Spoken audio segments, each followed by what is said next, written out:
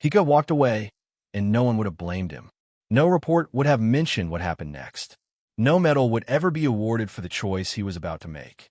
Yet, decades later, an old woman would still remember the exact way his hands trembled before he let go of the last piece of food he owned. Why would a hungry soldier give away the only bread standing between himself and another day of marching?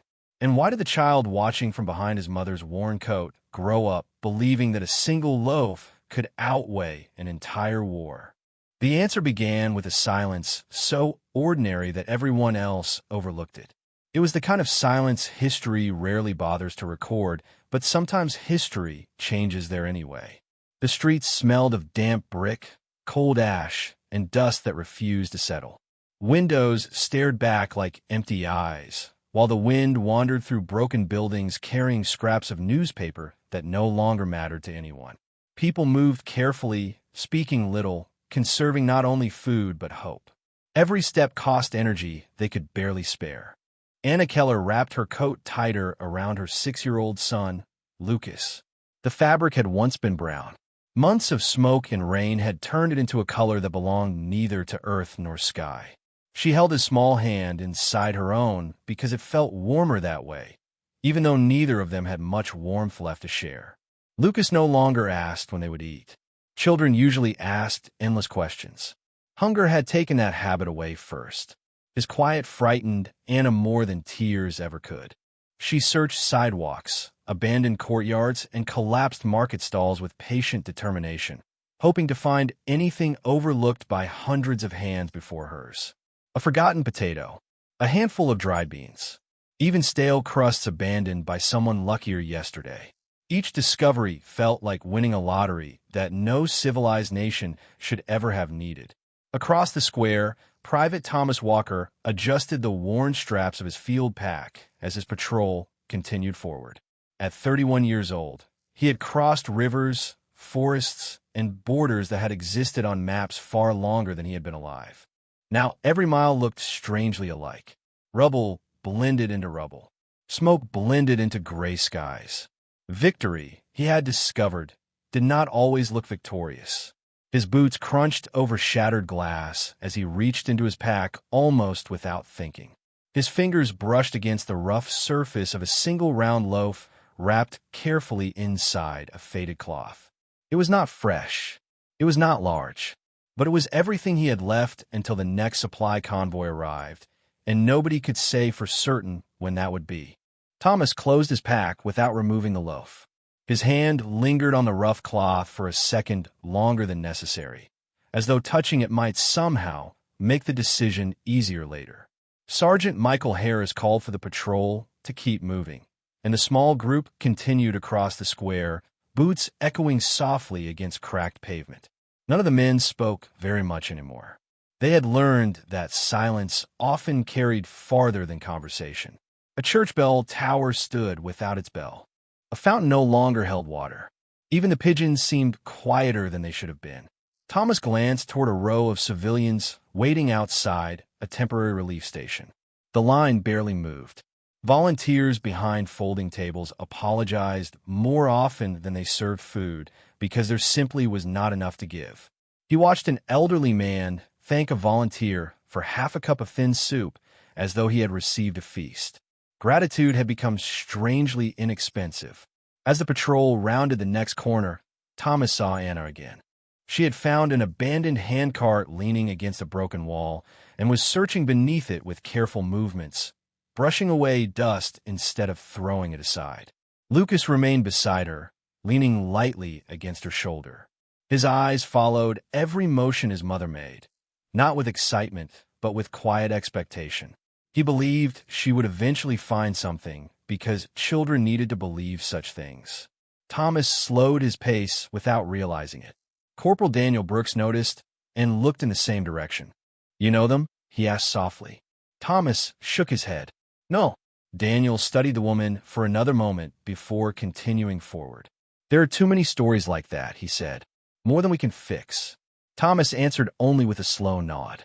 The words settled heavily because they were true. No soldier could feed an entire city. No single convoy could erase years of hardship. Logic was easy to accept until it stood only 20 feet away wearing a mother's face. The patrol reached an intersection where orders required them to stop and establish a temporary observation point. Thomas removed his canteen and took one careful drink before placing it back on his belt. His stomach reminded him that breakfast had been little more than black coffee. Lunch would be whatever remained inside his pack, if he chose to keep it. A cool breeze drifted through the empty street, carrying the faint smell of fresh bread from a military field kitchen nearly half a mile away. The scent disappeared almost as quickly as it came, but Thomas noticed Lucas lift his head toward the wind. The little boy closed his eyes for one brief moment, breathing deeply as though the smell alone could satisfy an empty stomach. Thomas looked away, but the image refused to leave him. The afternoon passed slowly enough for every minute to become noticeable. Clouds drifted across the pale sky, dimming the sunlight before allowing it to return again. Somewhere in the distance, a truck engine started, then faded into the rolling hills beyond the town. Thomas remained at the intersection, watching people move through their ordinary struggles with extraordinary patience. No one hurried anymore. Hunger had a way of slowing everything. Anna finally stood, brushing dust from her hands. They were empty. She looked down at Lucas and managed a small smile that reached only her lips. Mothers sometimes smiled, not because they felt hopeful, but because children deserved to see hope even when none remained. Lucas tried to smile back. His effort lasted only a second before his shoulders sagged with quiet exhaustion. They began walking toward a stone bench beside what had once been a bakery. The faded sign still hung above the doorway, swinging gently whenever the wind caught it. Broken shelves were visible through shattered windows, each one completely bare. Anna helped Lucas sit before kneeling in front of him. She straightened his collar, wiped a streak of dust from his cheek with her sleeve, and whispered something too soft for Thomas to hear. The boy nodded obediently, although his eyes remained fixed on the empty doorway where bread had once been sold every morning. Thomas reached into his pocket and unfolded a small photograph that had traveled with him across the Atlantic. His mother stood on the porch of their farmhouse in Kansas beside his younger sister, Helen. Behind them sat a wooden table covered with fresh bread, cooling beneath clean kitchen towels. He remembered his mother insisting that nobody should ever leave her table hungry. During the hardest years of the Depression, neighbors sometimes appeared without warning. His father worried about stretching supplies, but his mother always cut another slice, poured another cup of coffee, and somehow believed there would still be enough tomorrow. Thomas folded the photograph carefully and slipped it back into his pocket. He looked once more toward Anna and Lucas. The distance between them could not have been more than 30 feet. It felt much farther. Sergeant Harris checked his watch. "We move in 5 minutes," he said. "Supply depot is another mile east." Thomas answered quietly, "Yes, Sergeant." His hand rested on his pack again. He could almost feel the weight of the loaf through the canvas. It was not heavy, yet at that moment it seemed to carry every practical reason to keep it and every human reason to give it away. Around him, the town remained still. No speeches filled the square. No dramatic music announced a turning point. Only the wind moved between broken buildings, carrying with it the faint scent of flour from a bakery that no longer baked bread, while one tired soldier stood motionless, realizing that the next few seconds might become the most important decision of his entire life. Thomas drew a slow breath and slipped the pack from his shoulders. His fingers untied the faded cloth with deliberate care, as though every movement deserved its own moment. The round loaf rested in his palms, firm around the edges, slightly cracked across the top. It was plain army bread, nothing special, but after weeks of rationing it had become something almost precious. Sergeant Harris called for the patrol to prepare to move. Thomas looked up. "I will catch up," he said quietly. The sergeant studied him for a brief second, then nodded once without asking why. Thomas crossed the square alone. His boots echoed softly against the uneven stones until Anna noticed someone approaching. She stood immediately, placing herself between the stranger and her son out of simple instinct rather than fear. Thomas stopped several feet away. Neither of them spoke. Words seemed too complicated for what stood between them. He looked down at the loaf, then back at the tired boy sitting silently on the bench. Lucas watched the bread with wide eyes, but made no movement toward it. Anna lowered her gaze. Pride had survived, even when almost everything else had disappeared. Thomas slowly broke off a small piece. Without saying a word, he placed it into his own mouth and swallowed. Then he looked back at Anna and gave the smallest nod he could manage. Safe. There was no trick, no condition, no expectation. He extended the entire loaf toward her. Anna stared at it without lifting her hands. She looked confused more than surprised, as though her mind refused to accept what her eyes were seeing. She shook her head gently. No, she whispered in careful English. You need it. Thomas smiled, tired but sincere. He needs it more, he answered, glancing toward Lucas. His voice was calm, almost matter-of-fact, as though the decision had become obvious the moment he walked across the square. Anna remained motionless for another heartbeat before slowly reaching forward. Her hands trembled, not from fear, but from disbelief. She accepted the loaf with both hands, holding it carefully as though it might disappear if she gripped it too tightly. For a long second, she simply looked at it. Fresh bread had once been ordinary. Now it felt almost impossible. She blinked several times before finding the strength to break off a small piece. Instead of eating it herself, she placed it gently into Lucas's hands. The little boy looked first at the bread, then at his mother, and finally at the American soldier standing quietly before them. He took one careful bite. His eyes closed. Nothing dramatic happened. There were no tears, no grand speeches, no applause. Only a child chewing slowly while the afternoon breeze drifted through the empty square. Thomas adjusted his pack, now noticeably lighter, gave a respectful nod, and turned to rejoin his patrol, leaving behind far more than a loaf of bread. Thomas caught up with the patrol just before they reached the next intersection. No one asked why he had fallen behind. The afternoon carried on with its steady rhythm of checkpoints, brief conversations with local officials, and long stretches of quiet walking through streets that seemed to have forgotten ordinary life. The weight on his shoulders felt different now. His pack was lighter, but his stomach reminded him every few minutes of what was missing. By early evening, the soldiers arrived at a temporary supply station established inside an old-school building. The smell of hot coffee drifted through broken hallways where chalkboards still carried lessons left unfinished months before. A cook stirred a large kettle of vegetable soup, apologizing to each man that fresh bread had not arrived with the latest convoy. Delays on damaged roads had become routine. Thomas accepted a metal cup filled halfway with soup and sat on the front steps overlooking the quiet street. Across the yard, children chased one another around a fallen tree, laughing with a freedom that had seemed impossible only hours earlier. Hunger could silence a child, but even a little food sometimes invited laughter back. Thomas watched without realizing he was smiling. Inside the relief station, Anna stood patiently with Lucas beside a registration table where volunteers recorded the names of families needing assistance. An American nurse named Evelyn Carter noticed the small loaf wrapped carefully beneath Anna's arm. "Where did you find bread?" she asked gently. Anna hesitated before answering in slow English. "A soldier." Evelyn looked toward the square outside. "Do you know his name?" Anna shook her head. "No, only kindness." The nurse paused, her pencil resting above the paper for a moment longer than necessary. She finished the registration, then quietly reached beneath the table and added 2 extra ration cards that had been reserved for emergency cases. "Come back tomorrow morning," she said with a warm smile. "There will be milk for your son."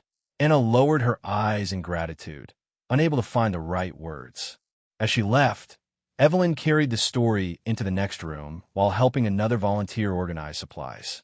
By sunset, a truck driver, 2 medics, and the camp cook had all heard about an unknown soldier who had given away his own meal.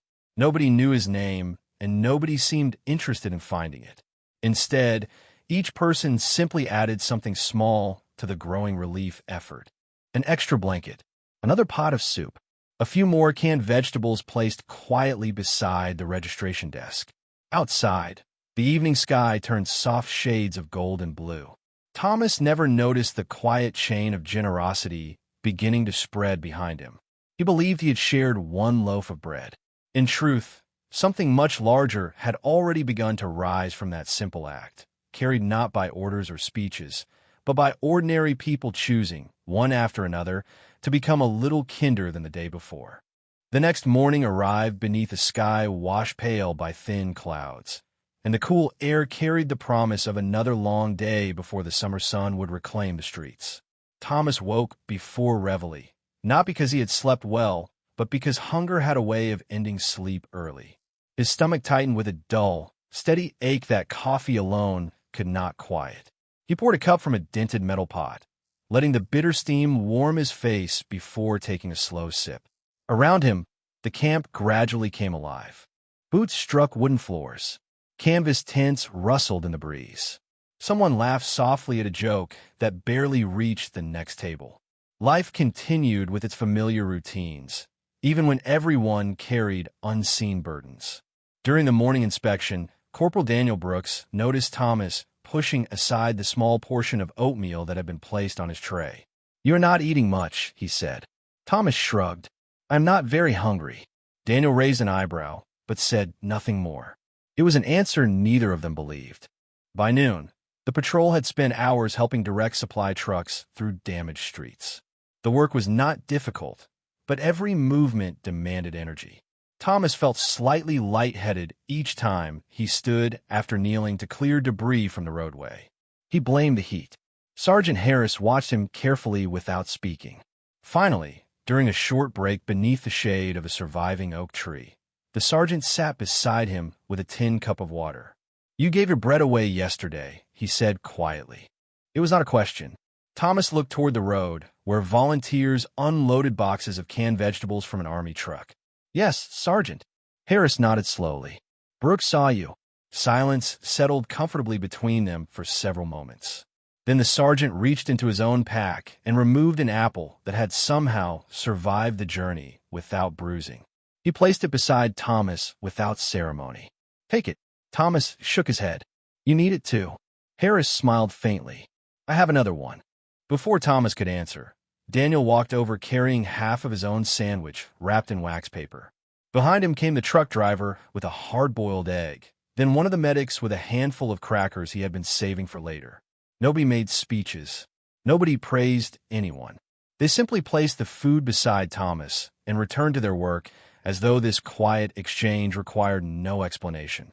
Thomas looked at the small collection resting on the wooden crate beside him. None of the portions were large by themselves. Together, they formed a simple lunch. He understood then that kindness rarely disappeared after it was given. More often, it found unexpected paths through ordinary people until, piece by piece, it returned in forms no one could have planned. Within a week, the relief station no longer felt like a place where people simply waited for help. It had become a place where people quietly looked for ways to help someone else.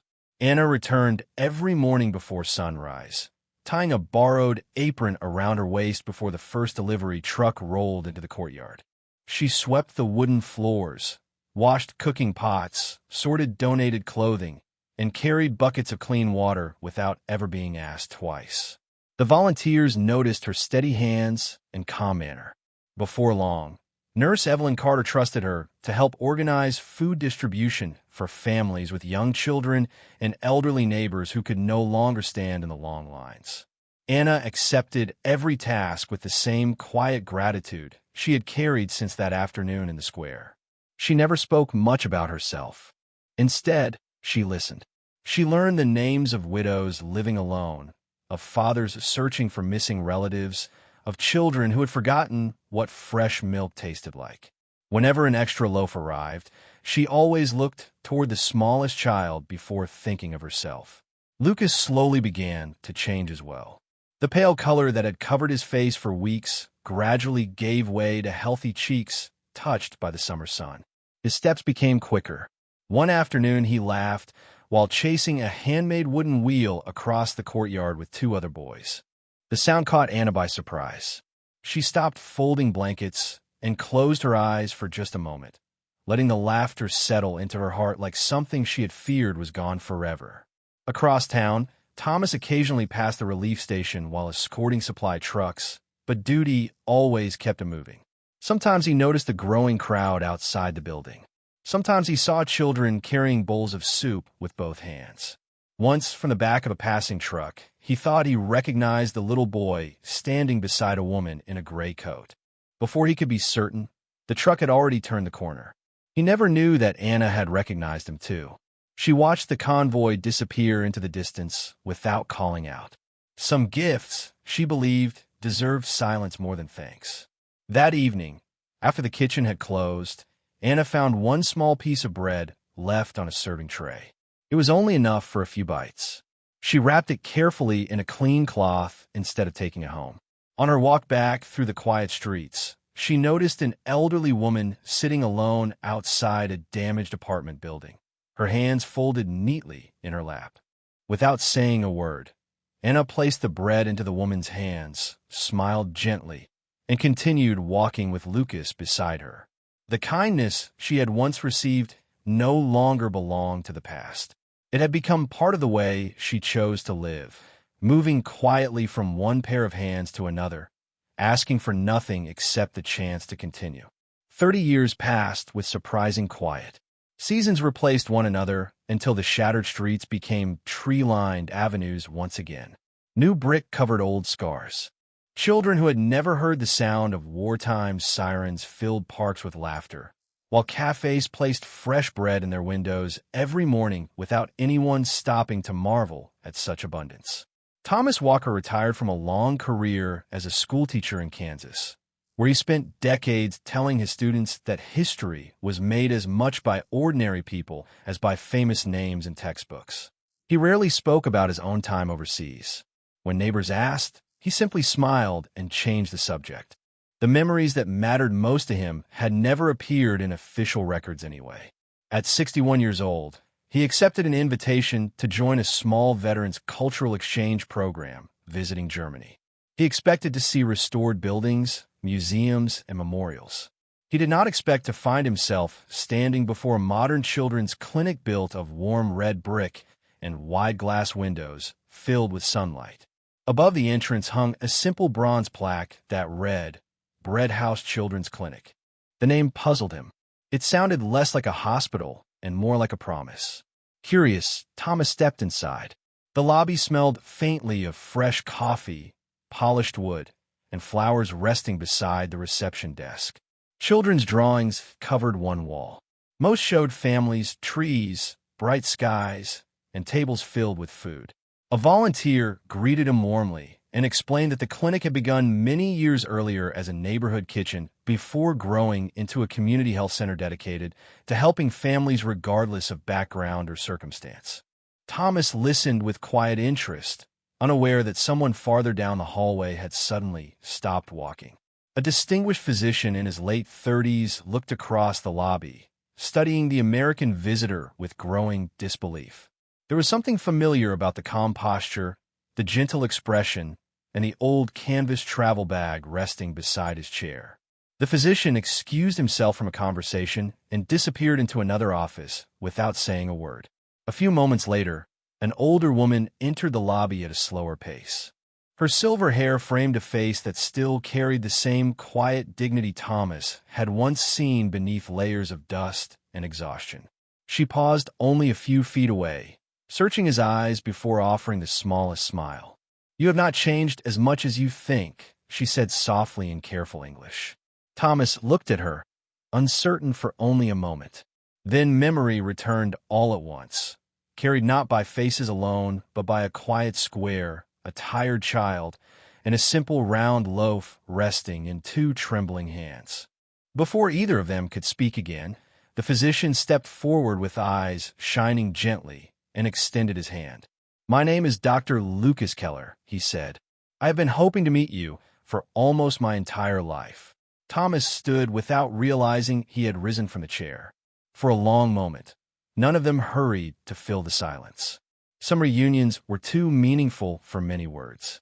Lucas shook his hand with both of his own, holding it firmly as though he feared the moment might disappear if he let go too quickly. Anna watched them with quiet eyes that had once searched empty streets for hope and now reflected a lifetime shaped by a single afternoon. "My mother told me your story every year on my birthday," Lucas said. "She said that whenever I wondered whether one person could change another person's life, I should remember the man who expected nothing in return." Thomas lowered his eyes, almost embarrassed by the attention. "It was only bread," he answered gently. Anna smiled and slowly shook her head. "No," she whispered. "It was a future." Lucas invited Thomas to walk through the clinic. Every room carried the same simple philosophy. Families who could not afford treatment were never turned away. Volunteers baked fresh bread every morning, placing warm loaves in the waiting room beside coffee and milk so that no child would meet a doctor on an empty stomach. Nurses greeted every visitor by name. Medical students were taught that kindness belonged beside medicine because healing was never only about illness. They stopped before a framed photograph hanging in the main hallway. It showed the clinic's first community kitchen many years earlier. In the center stood Anna, smiling beside children carrying baskets of bread. Beneath the picture was a single sentence engraved into the wood: "One shared meal can become a lifetime of hope." Thomas read the words quietly. They sounded less like a slogan and more like a memory he had somehow forgotten belonged to him. Before he left that afternoon, Anna handed him a small cloth package tied with a simple ribbon.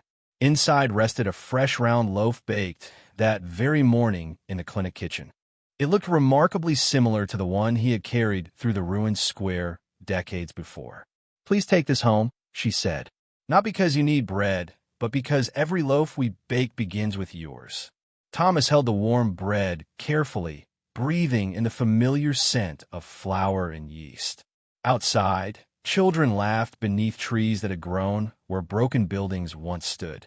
The wind carried no smoke now, only the sound of ordinary life moving peacefully through the streets. As he walked away from the clinic, Thomas understood something he had never fully seen before. History often remembers the people who commanded armies, signed treaties, or stood behind podiums.